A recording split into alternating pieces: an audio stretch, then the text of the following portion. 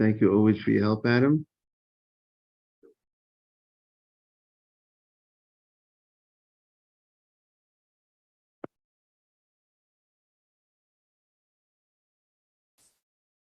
Okay, we are on Succah of a base. We're starting at a beautiful spot. It's always a beautiful spot wherever you start, but here we're starting from the new Mishnah, Succah of a base. Adam, you want to show me how to clear the screen a little bit over here? I'm supposed to press this. Is that what I'm supposed to touch? Okay, yeah, you got me back. Okay, very good. Yeah, but I don't need this part. You like you had it a second ago without this part over here. This was up before? Yeah. Yeah, like that. That's perfect.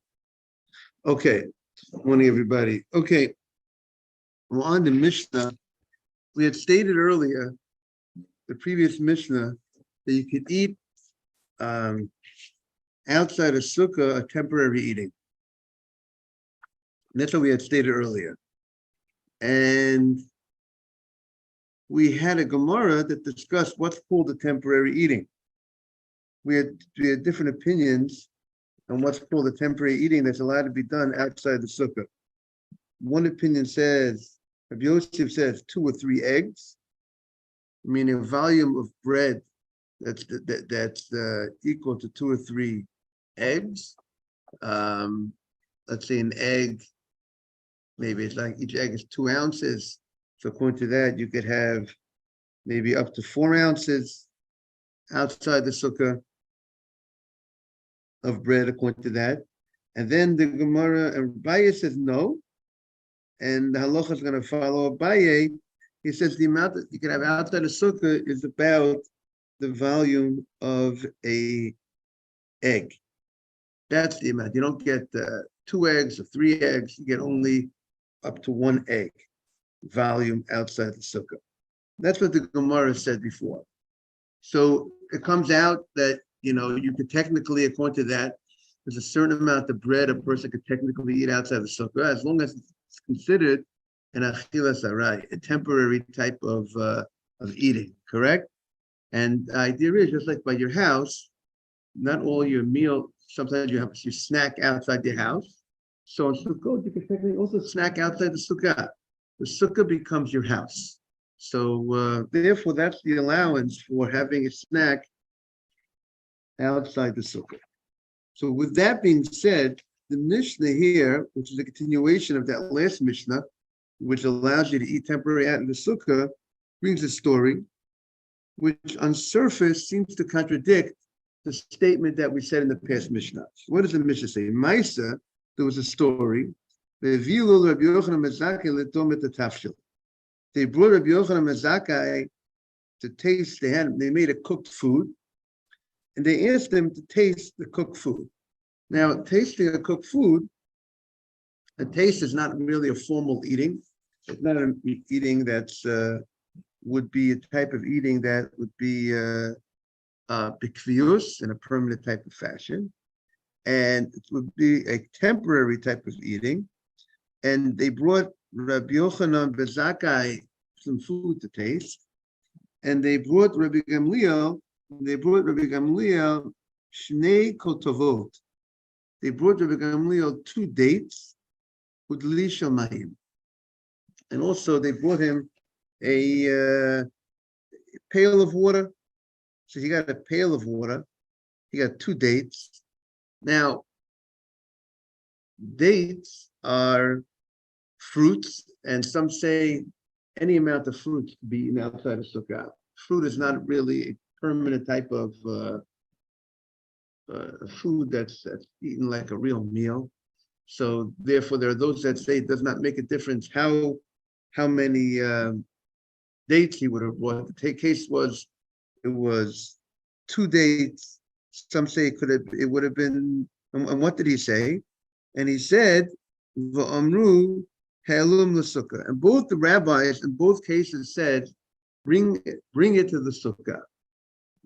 Now we are going to hold that dates are considered temporary foods, and we hold you're allowed to go ahead and technically have dates, as many dates as you want outside the sukkah in halacha. But these rabbis were strict.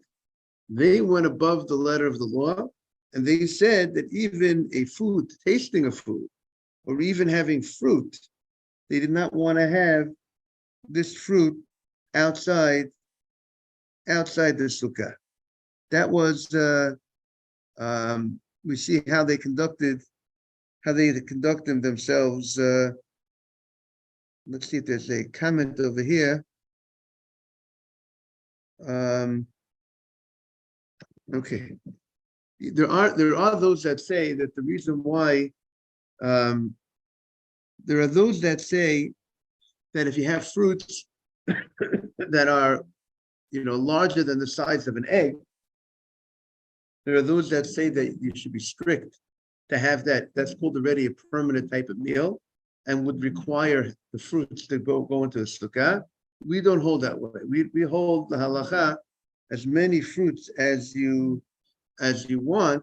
You could have outside the sukkah during holiday sukkah. So you want to have apples, you want to have oranges, you want to have pears, you want to have a fruit party outside the sukkah. We hold that you could have a fruit party outside of the sukkah, but there are those that might be strict about it. But that's not how we hold. So they brought these foods, these rabbis, v'omru helem l'sukkah, and he says regarding these foods, I want you to bring these foods to the sukkah. And when they gave Rav Tzadok an ochel, a food that was pochot mekebetza, when they gave him food that was, let's say they gave him bread or zonot that was less than here we're talking about bread. They gave him bread less than a size of an egg. Netolo, he took the bread, he took it in a cloth, he wrapped it in a cloth, he didn't want his hands to touch the bread. And he ate it outside the sukkah. And he did not say Birkat HaMazon. So what happened? What's this next case? It was Rabbi Tzadok. They gave him less than a volume of an egg of bread. And since they gave him less than a volume of bread, so of course, anything you eat and any food that you eat, you have to go ahead and say a bracha before you eat. Doesn't make a difference the size of the food. Any food you eat, you have to go ahead and say a bracha. But the question is regarding Birkat HaMazon. Regarding Birkat HaMazon, is there how much you have to eat in order to say Birkat HaMazon? Now the Torah says, the Torah says the obligation to say Birkat HaMazon is if you go ahead and you eat and you were satiated. It's a nice amount, nice eating. But the Rabbanan, the rabbis the rabbis say that we say there's a machloket in the Gemara on a rabbinic level if the obligation of Birkat HaMazon is even on a kazayit, on a olive size of bread, or the size of an egg of bread, even though they did not satiate you, right? Today, practice, if you have a slice of bread, that's already kazayit, that's already an olive size already, around 27 or something grams or so. That would be, you would be obligated to say Birkat HaMazon on that amount of bread. However, there are opinions that hold, and this is the opinion that the rabbi in the Mishnah, Reb Tzadok, held, which is the opinion of Yehuda, that says that up to an egg, if you have less than an egg volume of bread, you do not need to say, there is no requirement of saying Birkat HaMazon. The requirement of Birkat HaMazon is only on the size of an egg. So when they gave it to him, say it was the holiday of Sukkot, let's say it was Chalamoid Sukkot,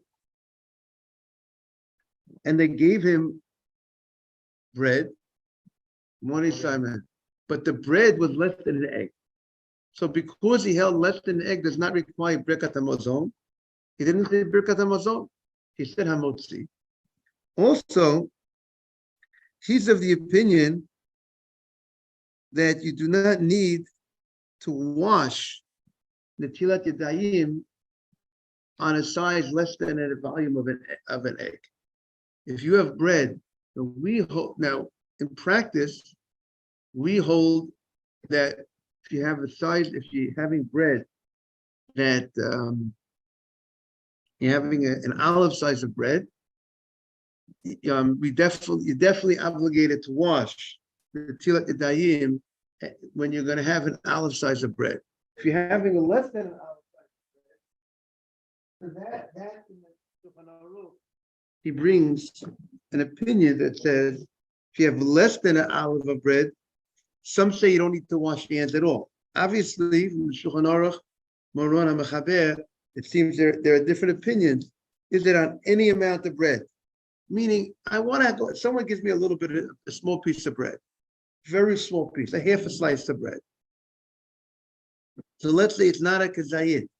I'm going to say hamotzi, but do I need to wash my hands before I have that half a slice of bread, quarter of a slice of bread? So in practice, we'll say is you should wash your hands. Don't say a bracha. Don't say the bracha on Netilat Yadayim.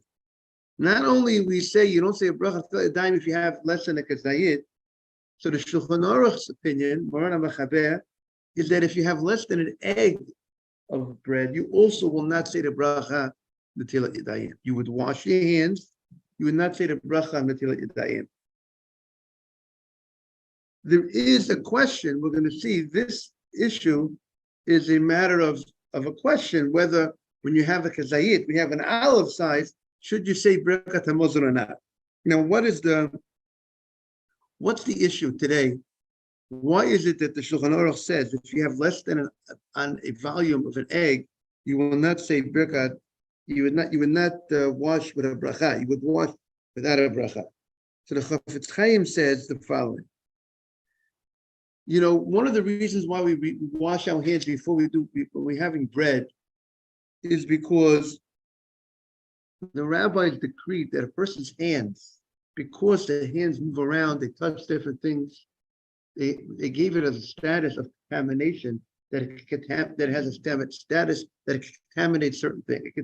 It contaminates, and therefore, when the Kohen will eat truma, the truma is not allowed to be contaminated. You have to keep the truma in a status of purity.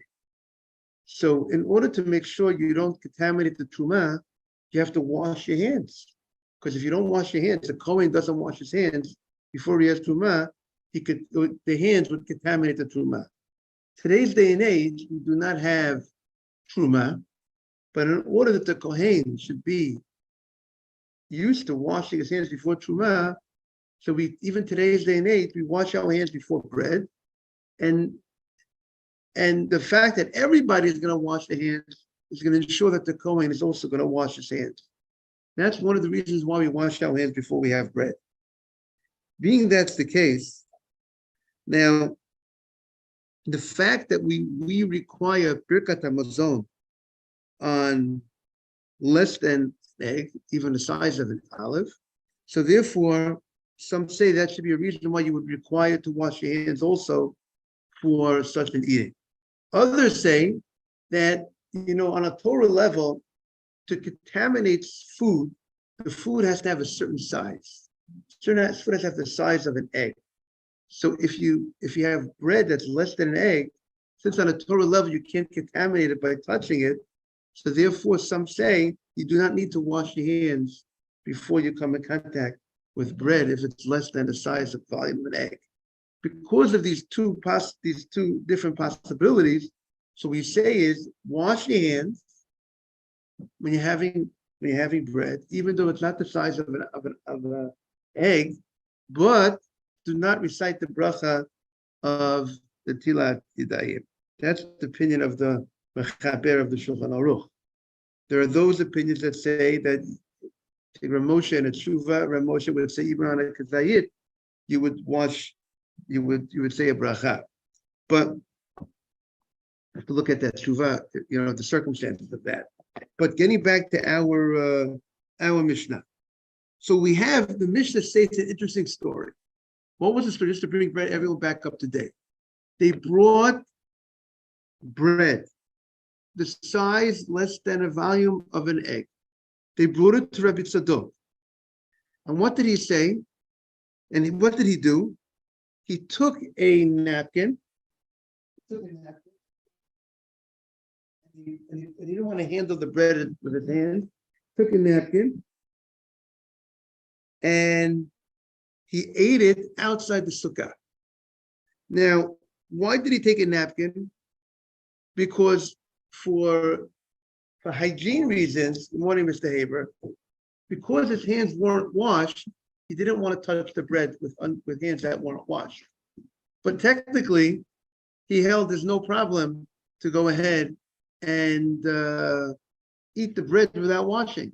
Because his opinion is, since the bread was less than the volume of an egg, it does not require the washing of the hands. And not only did he not wash his hands for this bread, he also ate it outside the sukkah, because he held that if you have a small amount, such a small amount of bread, less than the volume of an olive, less than the volume of an egg, it doesn't require eating in the sukkah. Because less than the volume of an egg is called temporary eating. And temporary eating is allowed to be eaten outside of the sukkah. Mr. Batesh, is it clear what's going on over here? Okay. So this is the story, Mr. Haber, just to bring you up to date. The Mishnah brought a very wide contrast of rabbis, different of opinions. There were certain rabbis that were extremely strict, that even if you gave them some fruit, a couple of dates, I want it in the sukkah, I want to eat it in the sukkah. You gave him a food to taste. I'm going to I'll taste it in the sukkah. There was another rabbi that was much more lenient.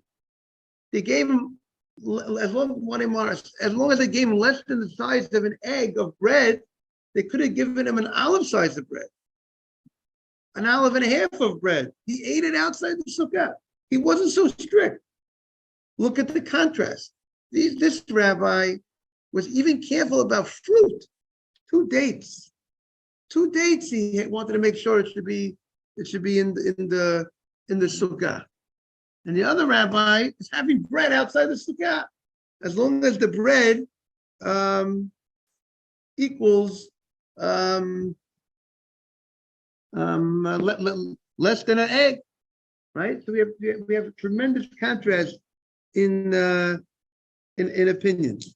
So the Gemara says the following: we are now Chavav Beis. We are on 26b, 26b3. So the Gemara says like this: Meister Lister, you bring a story to contradict. Morning. Are you bring a story 26b3, Morris? Are we bringing a story to contradict what we said before? You said before in the previous Mishnah that you could go ahead and have food outside the sukkah if it's temporary. The temporary eating is allowed outside the sukkah. And then you bring a story that the rabbi says even a temporary food he didn't want to have outside the sukkah. He wanted it in the sukkah. So that seems to be a contradiction. 26b3. So the Gemara says the following. Right. So that in itself is a argument. The halacha follows the Abaye that says up to an egg of bread. You could even have bread if it's less than, it's not more than an egg volume. It's considered, it's not a real, it's a temporary meal. And therefore, as we look at it like, it's not the real meal that requires a sukkah, because the sukkah has to be like your house. And the house is where you eat a real meal. Meals on the run, meals like outside the house, it's like a snack meal. It's less than that, if the egg or less. And therefore, that's called temporary. When it comes to, there are certain, now, if you go ahead and you have fish, a fish meal, a meat meal, a chicken meal, according to the Yosef Cairo, the Sephardi posek, that's also called temporary. No bread, if there's no bread or mezonot in the meal, that's not a real meal. That's called a snack. And therefore, that does not require sukkah.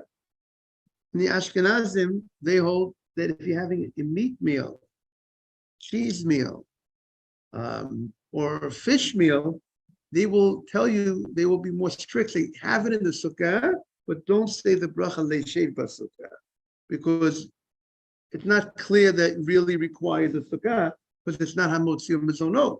But on the other hand, you're eating it in a way like a real dinner. So therefore, many Ashkenazis are much more strict in that fashion. They're going to have a sushi dinner, a meat dinner, a steak dinner, or whatever, chicken dinner. They're going to have it, even though there's no bread involved in the meal, they're going to have it in the sukkah, without the bracha leisha b'sukkah. So, now what's interesting about fruit, in the halacha, we hold as much fruit as you want to have, it's called temporary. You can have a whole fruit meal. Yeah, I'm having, what are you having for supper? I'm having fruit.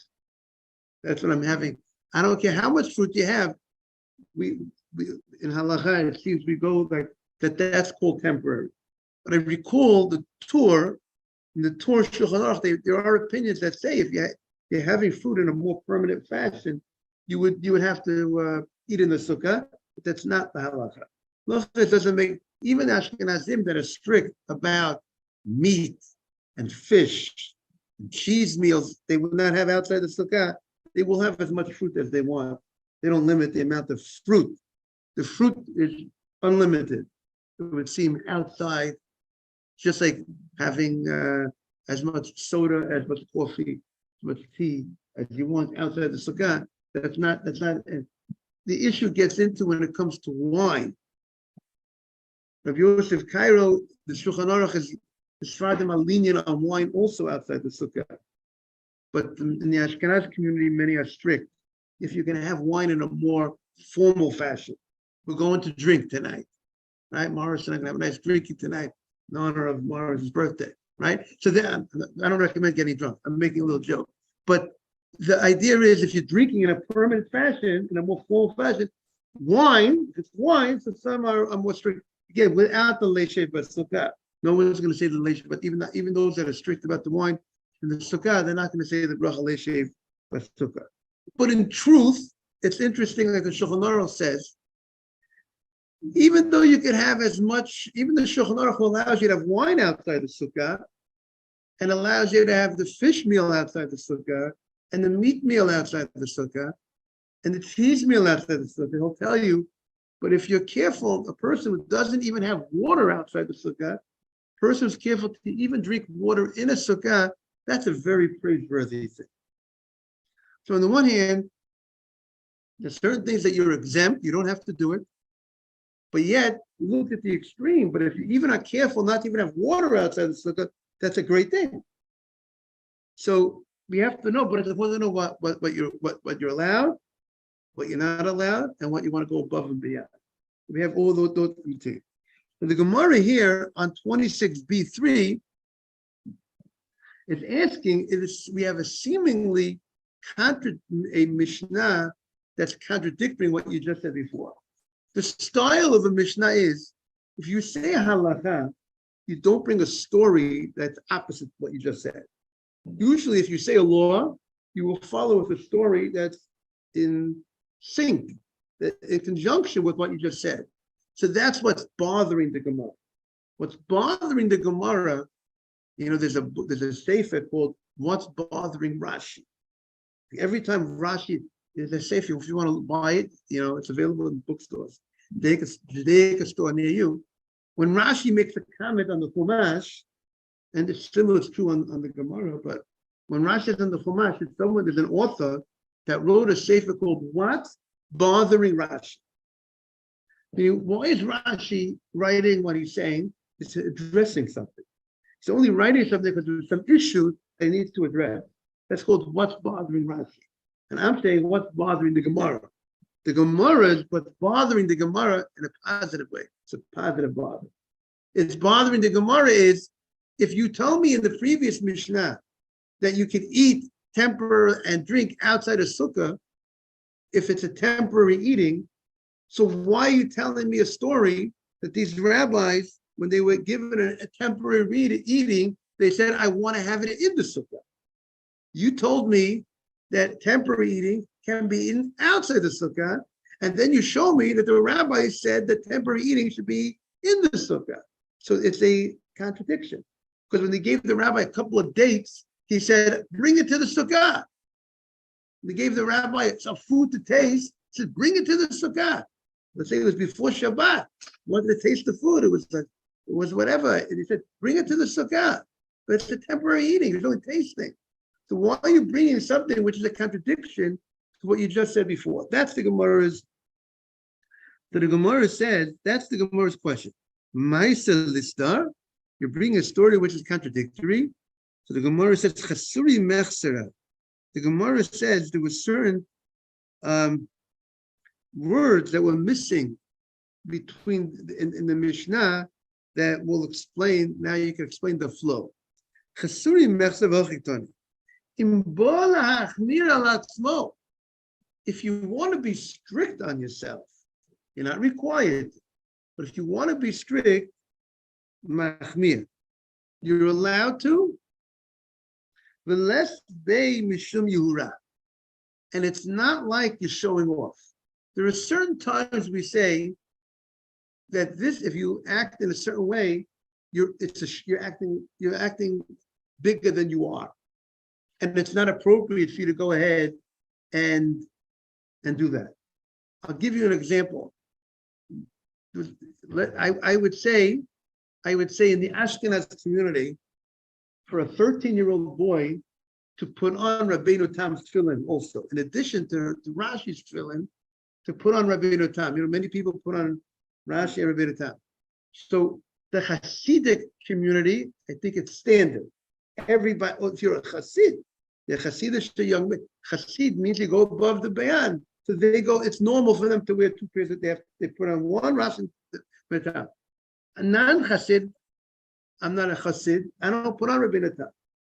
Maybe one day I'll get there, I'll put on Rabbeinu Tam tefillin, hopefully I'll grow. But at 13 years old, for a boy to say, I'm already on that level to put on, that's a sign of you're acting in such a holy fashion. I think Rav David Feinstein, when he became 80, he put on Rabbeinu Tam tefillin. Some people put on tefillin only when they're at a certain levels in life. Some people take on certain type of things. So, but this type of thing of being strict, not even to have a taste of food outside the sukkah, or not even have fruit outside the sukkah, you're not acting in such a holy, as if I'm showing off, look who I am. I'm such a holy guy. That's not a problem. The aim b'shum yehura, that it's not considered that you're acting in a such a way that's beyond your level.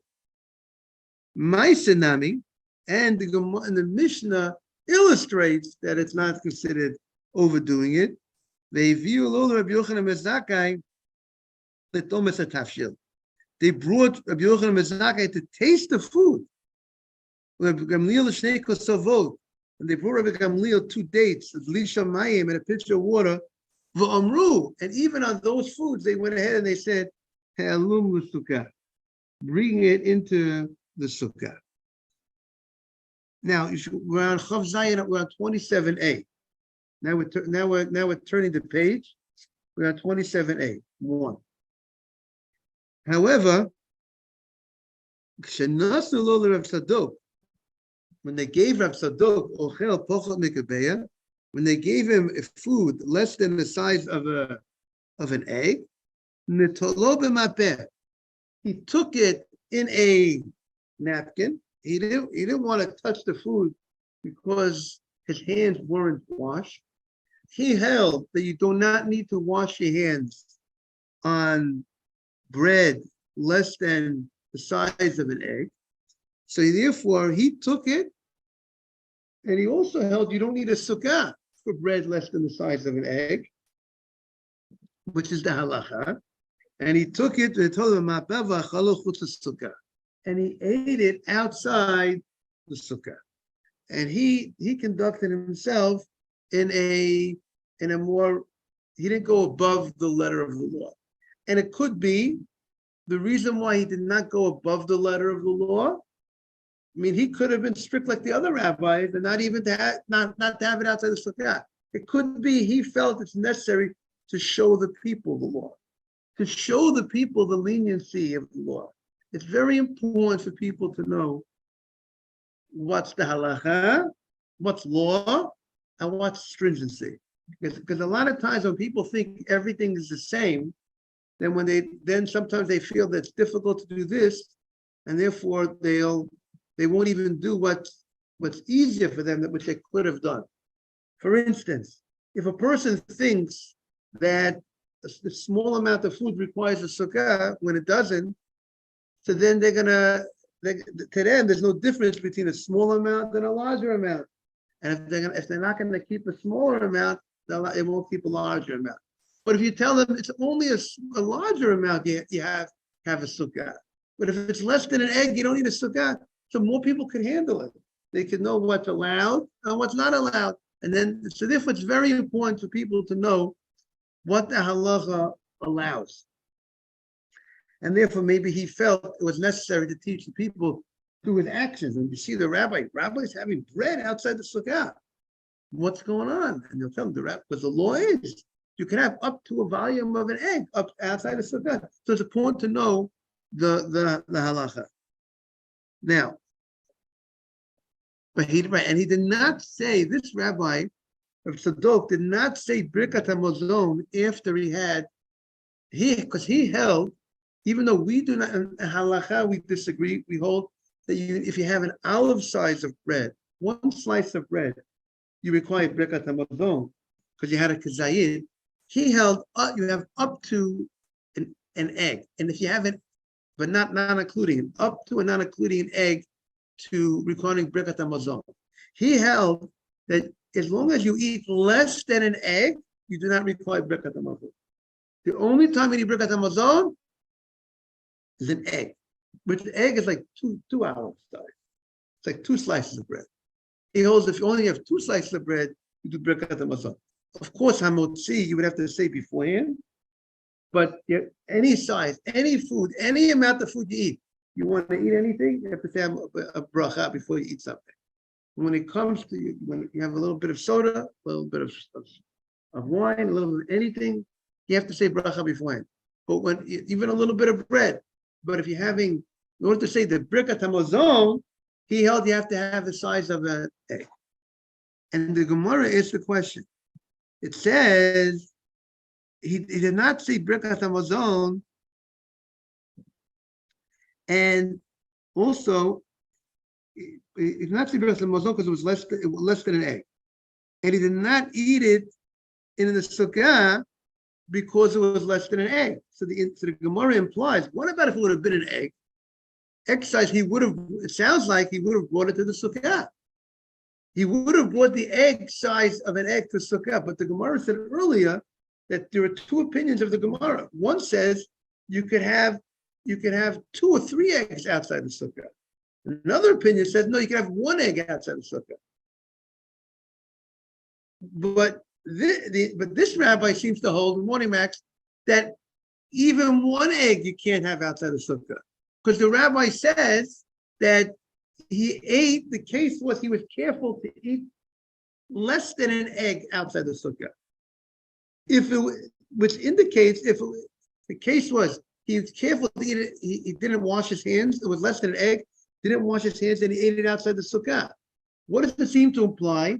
If it would have been the size of an egg, he would have eaten it in the sukkah. So the Gemara is, but that's contradictory to the other 2 opinions, because the other 2 opinions says that you're allowed to have an egg outside the sukkah. You can't have more than an egg outside the sukkah. And that's the halacha. You can't have more than an egg. Morning, Bitesh. But this rabbi seems to indicate that even an egg, once it reaches the egg size of bread, you cannot have it outside the sukkah, which is contradictory to what we said before. Beforehand, we said you can even have one opinion, just 2 or 3 eggs outside the sukkah. Then we had the more stricter opinion that says 1 egg outside the sukkah. More than an egg you can't have. But 1 egg you're allowed outside the sukkah. This rabbi seems to be saying that you can't even have 1 egg outside the sukkah. Only less than an egg outside the sukkah. So that's the Gemara's question. Is it clear? The question here is, what's the status of 1 egg? Can you have 1 egg outside the sukkah, or only less than an egg? Until now, all the rabbi said you could have 1 egg for sure outside the sukkah. The question is, can you have more than 1 egg? Well, 1 egg, we're going to give you 1 egg outside the sukkah of bread. And this rabbi says 1 egg of bread you can't. It seems to indicate that 1 egg you cannot have outside the sukkah. The Gemara says, Rabbi Yosef Abaye. Let's say this is a contradiction of Yosef and Abaye, because these are Amoraim. And the Amoraim, the later rabbis, good morning, will not argue on the earlier rabbi, on the Tan of the Mishnah. The Tan of the Mishnah seems to say you must have an egg size in the sukkah of bread. So the Gemara says, no contradiction. Dilma maybe if it's less than an egg, you don't have to wash your hands for Netilat Yadayim. If you're less than an egg size of bread, you don't have to wash your hands for Yadayim. And that's this opinion. We hold you do wash your hands. If you have even size of an olive, you have to wash your hands for bread. And maybe he holds that bracha lo boy. If you have, to say Birkat HaMazon, if you have less than an egg, you do not require Birkat HaMazon. We hold, you say Birkat HaMazon even on an olive size of 1 slice of bread, we say Birkat HaMazon. Maybe that's what this rabbi held. Regarding Birkat HaMazon, you have to have a minimum of an egg. Regarding washing your hands, but Dayim, he held, he also has a minimum of an egg. And by the way, both cases we disagree, la halacha. But however, but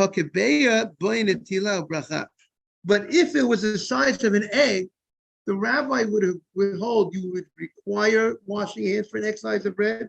You would require Birkat HaMazon, but you will not require necessarily the sukkah. The inference is only regarding you would require Birkat HaMazon if it's the size of an egg of bread. The inference is if it's the size of an egg, you would require to wash your hands, but not that you would require the sukkah. The rabbi would hold you will not need a sukkah if it would be an egg, because you can have an egg, up to an egg, outside the sukkah, because that's called temporary eating. And just to recap the halacha, we wash our hands for bread, any size of bread, we wash our hands. We don't say a bracha unless we have a size of an egg of bread.